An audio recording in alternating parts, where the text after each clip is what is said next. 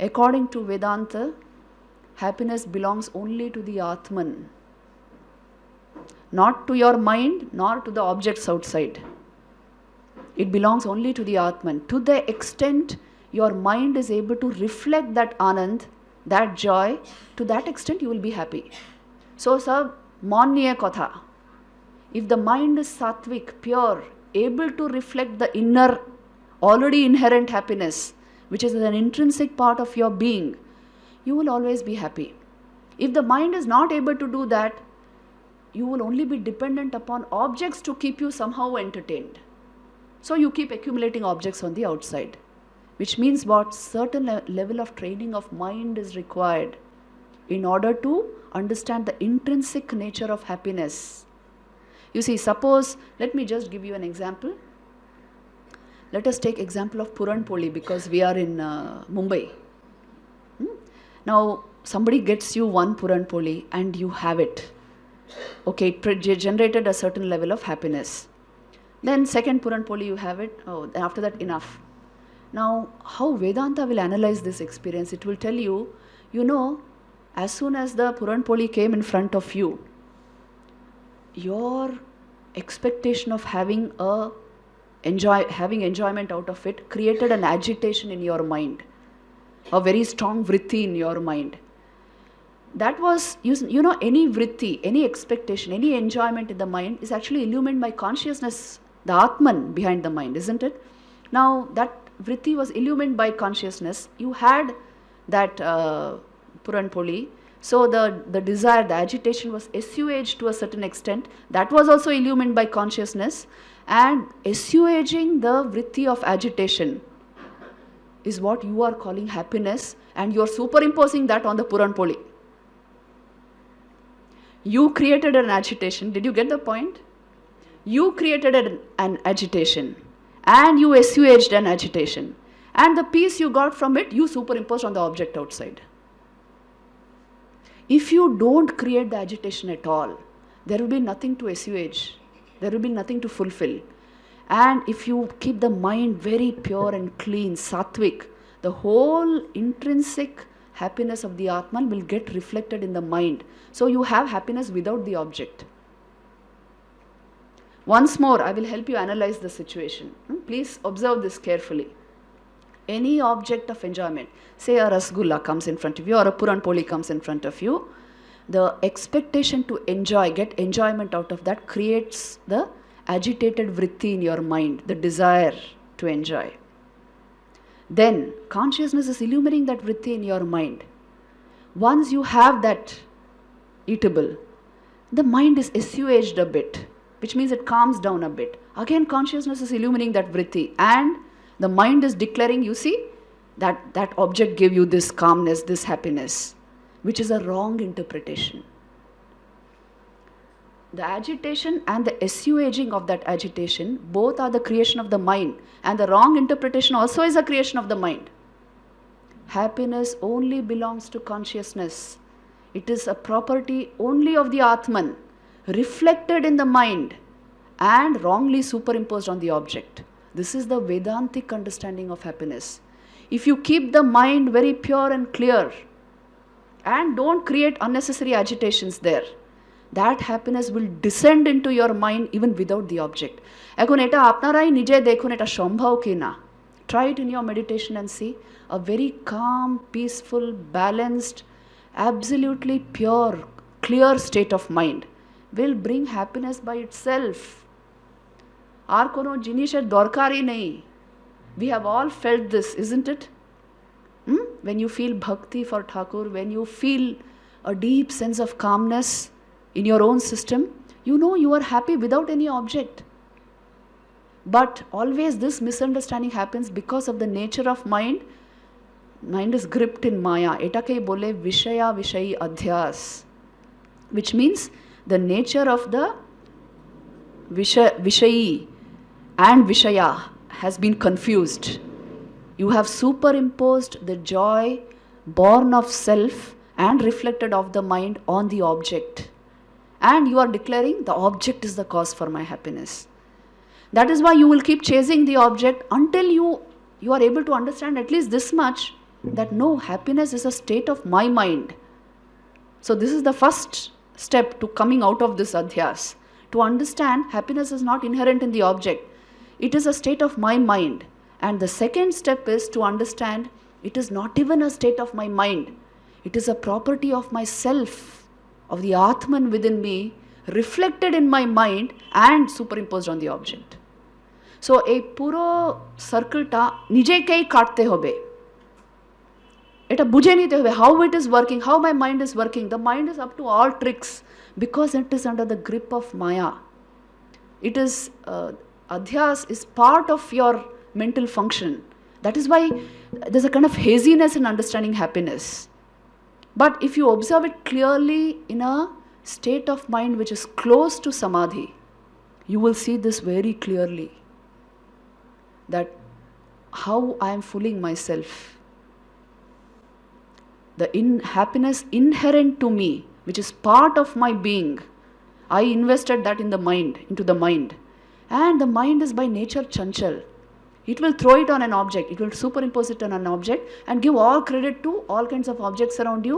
So the aim of your life becomes collecting this, collecting that, hoarding this, hoarding so many things, investing in relationships, investing in so many people, so that I require people to keep me happy. I require the mobile phone to keep me calm. Unless messages are constantly coming, well, it means nobody loves me, nobody wants me. All these silly conclusions and investiture of your psychic energy into wrong thoughts happens because of our inability to understand the signs of happiness. এটা আপনি নিজে থেকে দেখুন how clear and absolute this knowledge is. It is happening in your own system.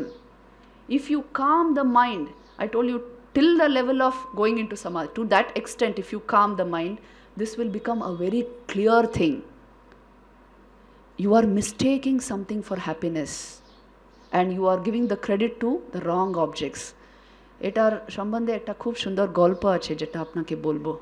There is a very beautiful illustration of this phenomenon in the Buddha's life. This happened when Gautam Buddha, after his enlightenment, he was moving around in those forests full of bliss, full of joy, and trying to analyze the human enigma, the human situation, why there is so much suffering.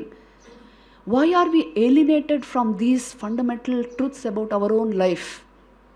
When he was thinking of this, he suddenly saw there a colony of lepers. Lepers, leprosy-ridden patients.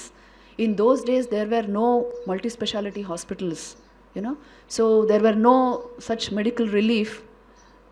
And so lepers were actually quarantined. They were sent into the forest where they created a colony and they would live there. Food would be placed at the edge of the forest every day, and the lepers would take that food and they would live in that colony in the forest. So suddenly the Buddha came upon a colony of lepers. And you know what they were doing? First of all, leprosy, what does it do? It causes a lot of itching in the hands, in the feet, a lot of itching. And itching, it creates sores. Still the itching does not stop. So further itching, it creates wounds. And khoye jai puro hath. Apnara hoyto dekhechen. So it's a very pathetic situation. Still it keeps itching, and the wounds, there will be pus and blood and everything oozing out of it, but the itching does not stop. It is such a painful situation. To overcome that pain, these lepers used to light a bonfire morning and evening and burn their wounds in that bonfire to get rid of this pain. And they would call this experience happiness, relief. Watching this, the Buddha said, he was stunned at what they were calling happiness. And he said, the leprosy-ridden patient is the desire-ridden mind. It will itch unstoppably because the desire is there, the agitation has been created. You itch and itch, you create a sore. Further you itch and itch, you create a wound. Then to assuage that wound, the pain born of that wound, you will hold that wound on fire. You will burn the wound of your mind on the fire of sense pleasure, the result will be more wounds, but you will call that happiness. See how he is analyzing the human situation. Why is it that our mind does not understand these simple facts of life? A very sattvic state of mind naturally brings happiness. But no, we will create an agitation, we will create a sore and a wound, burn it on the fire of sense pleasure, and then we want to call that happiness. Why do we do this? This is simply because the mind lacks training and spiritual practice. Shaijane bhajanananda is so important.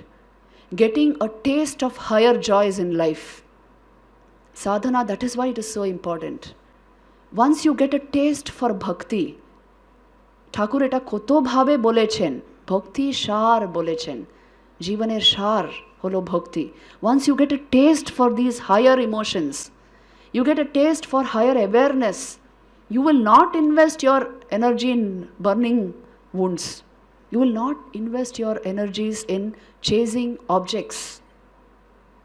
You will not make the wrong equations. So this basic understanding must come into our life. Amra Thakur Mar Jivani Podi, we must be able to draw from that life, that these lives are so independent of external circumstance, so independent of external objects. Please observe and see. Thakurer Jivani apni dekhun. Once, this Dayanand Saraswati came and saw Thakur's Samadhi. Thakur Samadhi te boshe achen. And seeing the look on his face and the tears rolling down his cheeks, Dayanand Saraswati said, these Mahapurush, these people have actually tasted the butter. Or amra ghol khachi. We are drinking the buttermilk. The very look on Thakur's face would change. He would radiate light. And he would radiate such bliss that the people around him, tar bhave bhabit hoy jetora. I don't know how to translate this into English. They would catch that bhav perfectly. Thakur jakon bhav samadhi te, he would dance in the room. All the people would get into that mood. Like actually a whole multitude of mad people, it would appear like that. To a person who did not know bhav samadhi, it would appear like that. Like, what is this mob up to? They would all be dancing in ecstasy.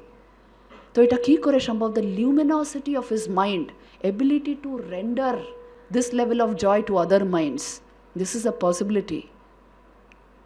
Eta Shambhav, such a level of joy that it simply overflows and pours into other minds.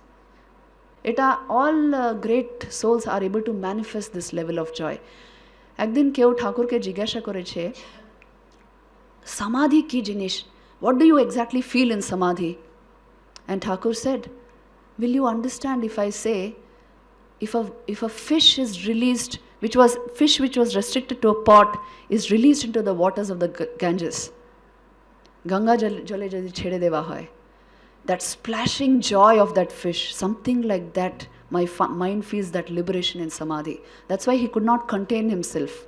See, the nature of happiness, it absorbs and consumes you.